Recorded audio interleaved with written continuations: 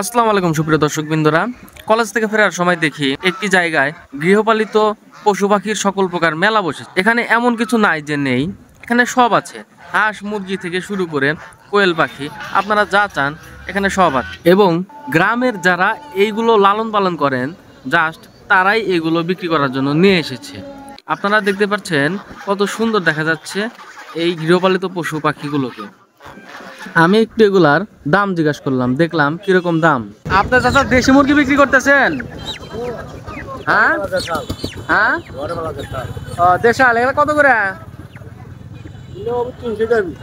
300 টাকা পিস।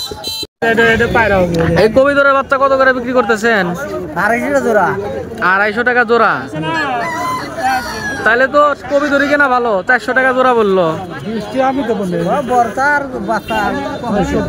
এটা কি বিদেশি? হ্যাঁ, এটা বাংলা ভাই। ও বাংলা। দাম কত? জোড়া 550।